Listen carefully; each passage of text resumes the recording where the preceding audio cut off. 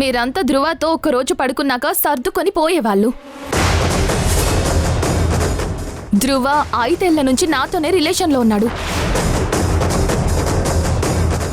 నువ్విచ్చిన సుఖానికి సెక్రటరీని చేసుంటాడు.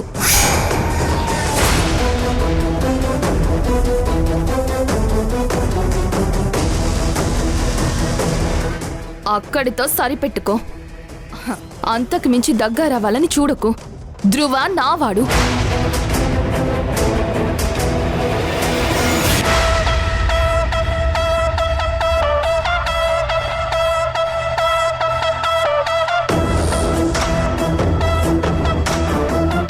వసుంధరా,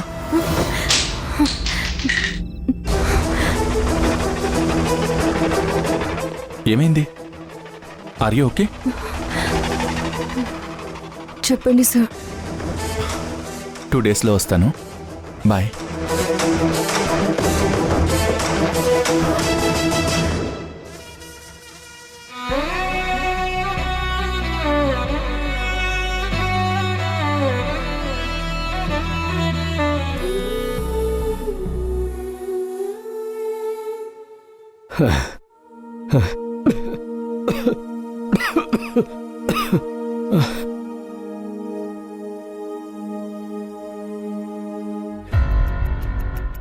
అదిగో అక్కడున్నాడు.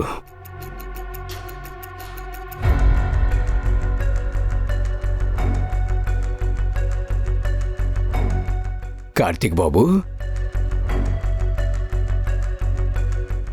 మాయా, మీరేంటి ఇలా వచ్చారు? కాసేపు బయటకు రావాలనిపించింది.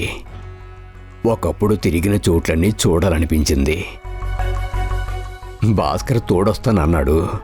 అయినా ఇంత దూరం నడవాలా? ఏం పర్లేదులే. నీ పరీక్షలు ఇప్పుడు బాబు? వారంలో ఉన్నాయి మావయ్య. 2 రోజుల్లో వెళ్ళాలి. 10 రోజుల ఎగ్జామ్స్ అవగానే మళ్ళీ వచ్చేస్తాను. కార్తీక్, శంకర్ అన్న నీతో ఏదో మాట్లాడాలంటున్నాడు. వసుంధరతో ఒక్క మాట అంటే సరిపోదా? నేనే ఇంటికొచ్చేవాడిని కదా. మా కూతురు వసుంధర విషయం గురించి కార్తీక్. అందుకే నేనే వచ్చాను.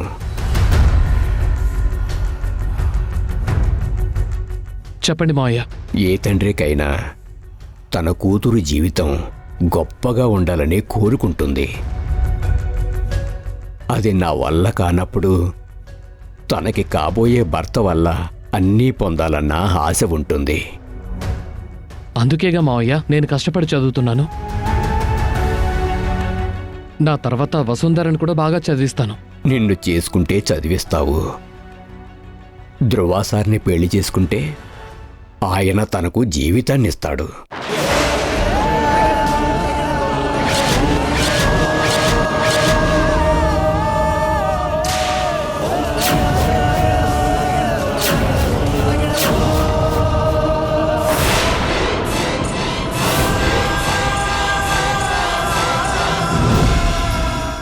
మాయా, మీరిద్దరూ ఇష్టపడుతున్నారని తెలుసు. కానీ ఇప్పటిదాకా అది చాలా కష్టపడింది. ఇప్పుడు వసుంధర వెళ్ళే ఇంట్లో ఏ లోటు ఉండదు.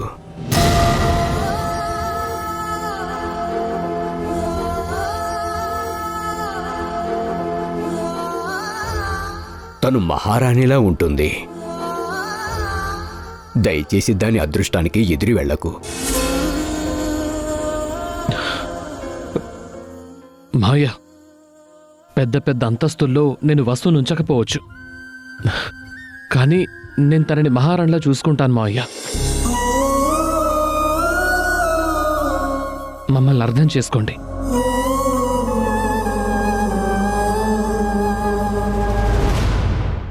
ఇదే నా చివరి కోరిక అనుకో. మాయా,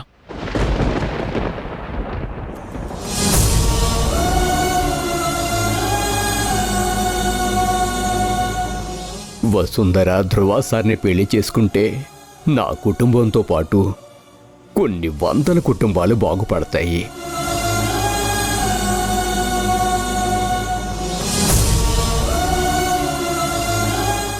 ఇక్కడ పుట్టి పెరిగిన పిల్ల, ఇక్కడ మనుషుల కష్టాలు తెలిసిన పిల్ల. దయచేసి నువ్వే అర్థం చేసుకో. నీకు జరిగేది అన్యాయమే, కానీ దానివల్ల మనందరికీ సమన్యాయం జరుగుతుంది కదా. దయచేసి నా కూతురికి దూరంగా ఉండు.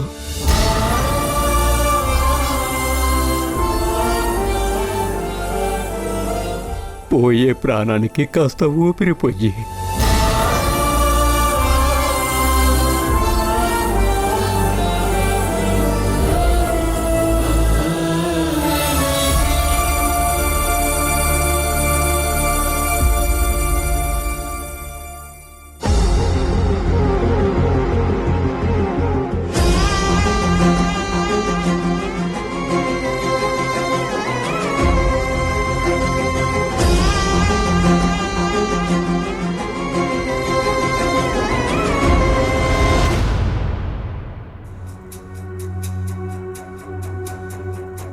నువ్వే ఏ అమ్మాయితో ఏం మాట్లాడాలో ఇప్పటి నుంచే లిస్ట్ రాసుకో.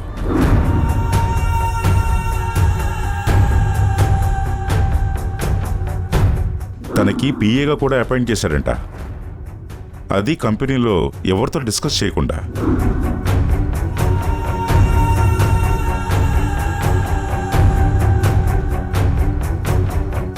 ఆంటీ, ఏదేమైనా నేను ధృవానే పెళ్లి చేసుకుంటాను. నా నిర్ణయంలో ఎలాంటి మార్పు ఉండదు.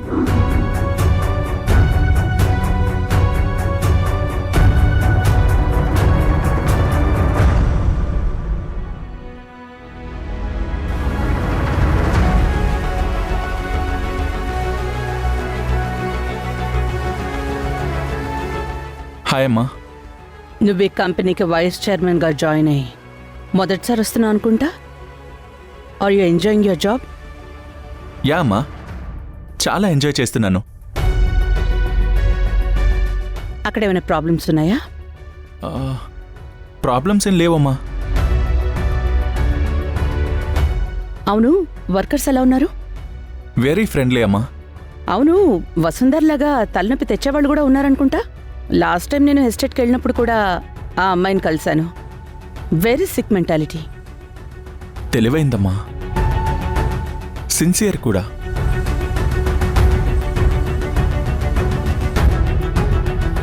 ఆ అమ్మాయిని అంత బాగా స్టడీ చేసావా? లేదమ్మా, అందరూ చెప్తుంటే విన్నాను అంతే. అందరూ చెప్పిన మాటలు విని తనని పిఏ చేసుకున్నావా?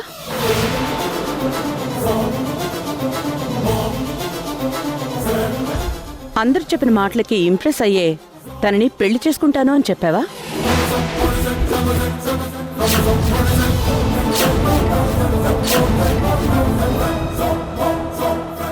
అమ్మా, నీకెవరు చెప్పారు? అది ఇంపార్టెంట్ కాదు. Answer my question. అమ్మా, అది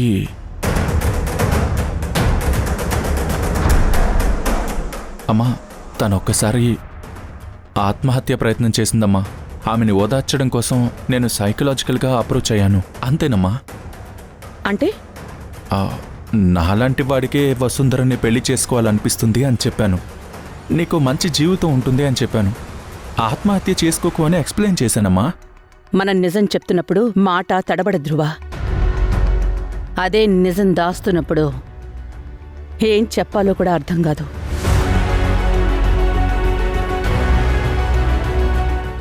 లేదమ్మా, నేను నిజమే చెప్తున్నాను. చూడు ధృవ, నీ సమాధానం నాకు సంతృప్తికరంగా లేదు. నిన్ను చాలా నమ్మి ఈ కంపెనీ వైస్ చైర్మన్ సీట్లో కూర్చోబెట్టా. దీనికి నీకు అర్హత లేదు అనిపించిన రోజు అదే చైర్లో నుంచి నిన్ను దించడానికి ఒక్క నిమిషం కూడా ఆలోచించను.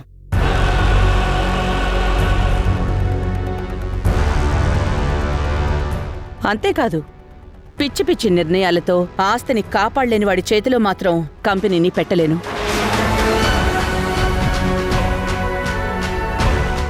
నా ఇష్టం వచ్చిన వాళ్లకే ఆస్తి మొత్తం రాసిచ్చేస్తాను. అమ్మా, నీకెవరో నా గురించి తప్పుగా చెప్పారమ్మా. కంపెనీ పరువు పోయేలా నేనేం చేయట్లేదమ్మా. నా మీద నమ్మకం లేదా అమ్మా? నిన్ను కాదని నేనేం చేస్తానమ్మా? Are you sure? 100% అమ్మా. నువ్వేది చెప్తే అదే చేస్తాను. అయితే రేపు నేను ఒక చోటికి తీసుకెళ్తాను. అక్కడ నేను ఏం నిర్ణయం తీసుకున్నా నువ్వది కాదనకూడదు. సరే అమ్మా. వెళ్ళి ఫ్రెష్ అయ్యరా, భోంచేద్దు గాని. మ్. ధ్రువ, ఆ? నీకు భోజనం వడ్డించడానికి నేనైనా పర్వాలేదా, లేక నందిత హెల్పర్ వందన రావాలా?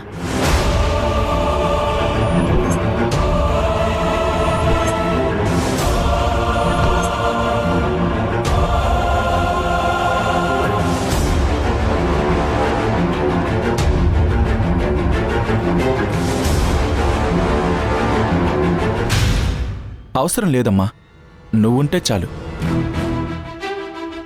సరే, నేను ఫ్రెష్ అయ్యి వస్తానమ్మా.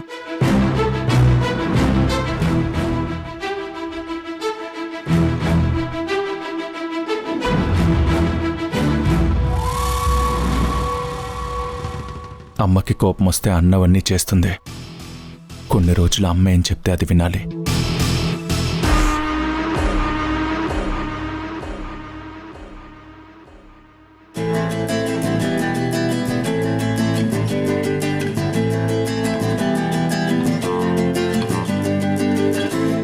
డాడీ, ఎలా ఉన్నాను? అమ్మ గ్రీష్మ, మనం ఈ సంబంధం వద్దు అని మీరు చెప్పాలనుకుంటే ఆ మాట నేను విననని కూడా మీకు తెలుసు కదా డాడీ.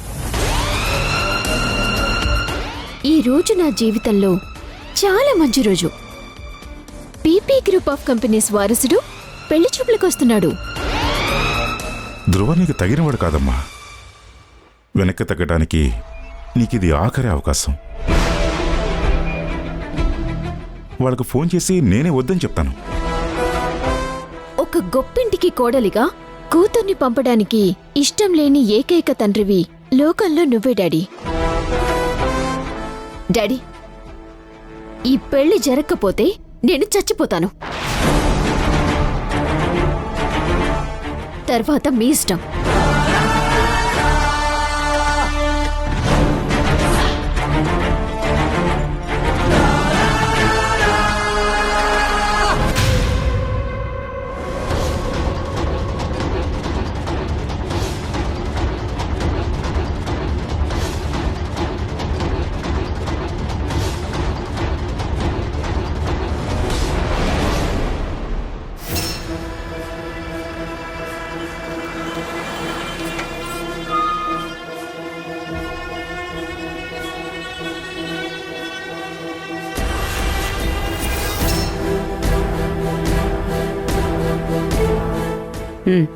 పద. రండి. హాయ్ అంకుల్, బాగున్నారా? బాగున్నాను, కూర్చోండి. కూర్చో.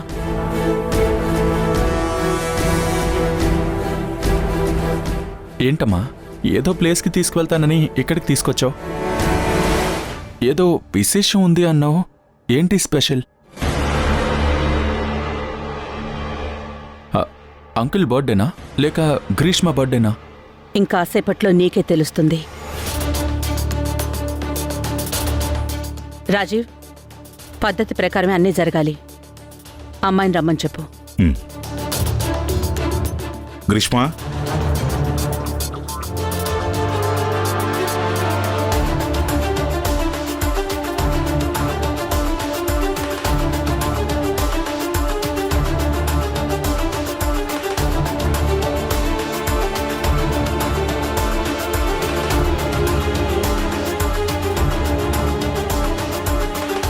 రమ్మా. వాడికి ఇవ్వు. ధ్రువ, కూర్చో.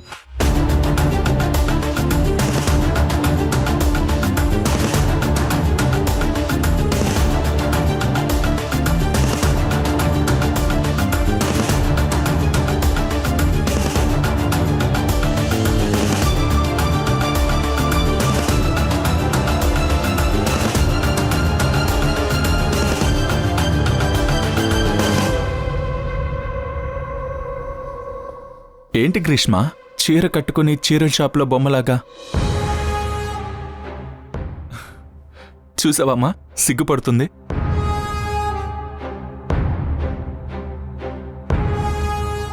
గ్రీష్మ ఏంటి ఈరోజు అంతా కొత్తగా చేస్తుంది?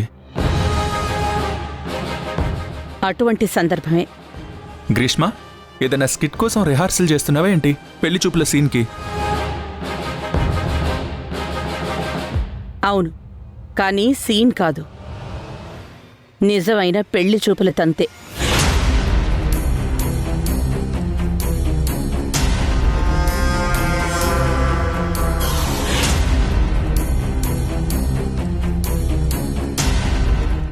ఎవరొస్తున్నారు చూడ్డానికి? వస్తున్నారు కాదు, ఆల్రెడీ వచ్చారు. ఎవరో కాదు, నువ్వే.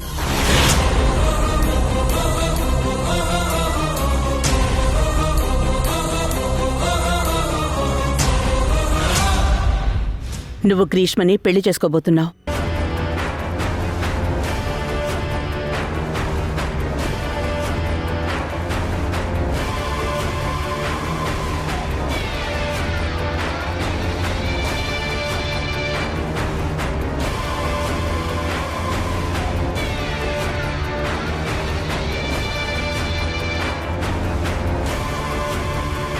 Are you serious mom? Yes. నాతో ఒక్క మాట కూడా చెప్పలేదేంటమ్మా? నిన్ననే చెప్పాను కదా, నీకు సంబంధించిన నిర్ణయాలు ఇప్పుడు నేనే తీసుకుంటాను అని. దానికి నువ్వు సరే అన్నావు. గుర్తుందా? మళ్ళీ రిపీట్ చేయాలా? పిచ్చి పిచ్చి నిర్ణయాలతో ఆస్తిని కాపాడలేని వాడి చేతిలో మాత్రం కంపెనీని పెట్టలేను. నా ఇష్టం వచ్చిన వాళ్లకే ఆస్తి మొత్తం రాసిచ్చేస్తాను. అయితే రేపు నేను ఒక చోటికి తీసుకెళ్తాను. అక్కడ నేను ఏం నిర్ణయం తీసుకున్నా నువ్వది కాదనకూడదు. సరే అమ్మా, గుర్తుందమ్మా. మరిప్పుడు నీ నిర్ణయం చెప్పు. గ్రీష్మని పెళ్లి చేసుకోవడం నీకిష్టమేనా?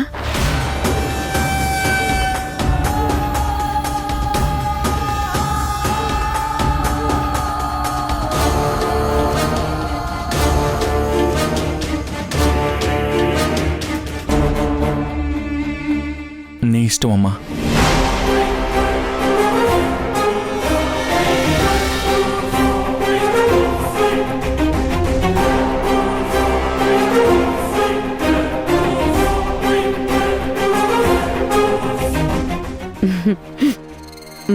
ఇంకా అమ్మాయి అబ్బాయి ఏమైనా మాట్లాడుకోవాలంటే మీ ఇష్టం. అమ్మా, గ్రీష్మని చిన్నప్పటి నుంచి చూస్తున్నాను. కొత్తగా ఏముంటుంది మాట్లాడడానికి? నేను మాట్లాడాలనుకుంటున్నాను ఆంటీ. గుడ్, విన్నావుగా, ఇప్పుడెళ్ళి మాట్లాడు. పద పద ధ్రువ. వెళ్ళు బాబు.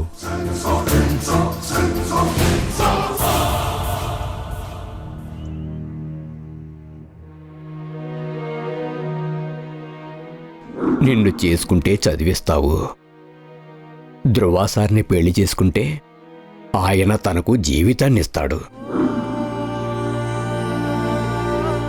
ఇప్పుడు వసుంధర వెళ్ళే ఇంట్లో ఏ లోటు ఉండదు. తను మహారాణిలా ఉంటుంది. వసుంధర ధ్రువాసార్ని పెళ్లి చేసుకుంటే నా కుటుంబంతో పాటు కొన్ని వందల కుటుంబాలు బాగుపడతాయి.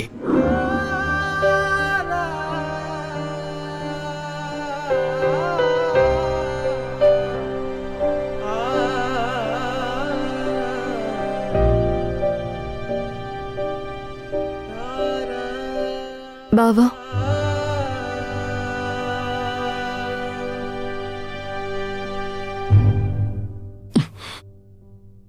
బావా ఆగు. ఏమైంది బావా? ఈ మధ్య నువ్వు నాతో సరిగా మాట్లాడడం లేదు. నన్ను అవాయిడ్ చేస్తున్నావా? అదేం లేదు. ఉంది బావా. ధ్రువ సార్ నన్ను పెళ్లి చేసుకుంటానని చెప్పినప్పటి నుంచి నువ్వు నాతో సరిగా మాట్లాడడం లేదు. ప్రతిరోజు ఆయన నిన్ను పెళ్లి చేసుకుంటారని చెప్పిన మాట నువ్వు నాకు గుర్తు చేయాలా? నీకంత త్యాగం చేస్తున్నాననిపిస్తే నన్ను వదిలే. ఏం మాట్లాడుతున్నావు బావా? మరి నీ ఉద్దేశం ఏంటి? నీకంత గొప్ప సంబంధం వచ్చినా ఈ పేదోడి చుట్టూ తిరుగుతున్నావని చేతులు కట్టుకొని నుంచోమంటావా? నేను బానిసలా ఉండాలా? బావా, నువ్వు మనసులో ఏదో పెట్టుకొని ఏదేదో మాట్లాడుతున్నావు. అతనంటే నాకు ఇష్టం లేదు. అయినా వాడి కిందే పియ్యగా ఎందుకు జాయిన్ అయ్యావు?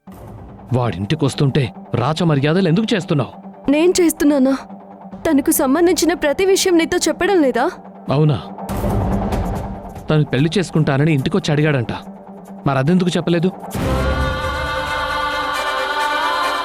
నాకు చేసుకోవాలని లేదు కాబట్టి తప్పనిసరి పరిస్థితుల్లో అతని దగ్గర ఉద్యోగం చేస్తున్నాను. ఏమో, అదే తప్పని పరిస్థితుల్లో రేపు తనని పెళ్లి చేసుకుంటావేమో.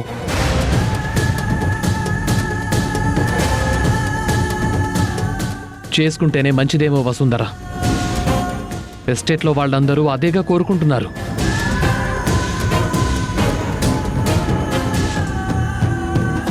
నేను కూడా అదే కోరుకుంటున్నానని అనిపిస్తుందా బావా? కోరుకుంటే బావుండనిపిస్తోంది. ఈ త్యాగాల భారం మోయడం కష్టంగా ఉంది. రేపెవరన్నా వచ్చి వసుంధరకి రావాల్సిన జీవితం లాగేసుకున్నావంటే నేను తట్టుకోలేను. అతన్ని పెళ్లి చేసుకుని సంతోషంగా ఉండు. బావా, బావా, నిందలే పడినే నిజమిదేనా విధి పనేనా ఇది ఎవరి నాటకమో బరువిదేనా ఈ క్షణాన సుడిగాలి చేరేనా తలరాత మారేనుగా. నేను నా కాబోయే భార్యతో పర్సనల్గా మాట్లాడుకోవాలి. ఇది నీ ప్రేమికుడు, కానీ నేనలా కాదు. నిన్ను మనస్ఫూర్తిగా ప్రేమించాను. నేను అంతే. కార్తీక్ మా బావ. మా బావ నేను మనస్ఫూర్తిగా ప్రేమించాను. ఏది ఏమైనా నిన్ను నేను వదలను.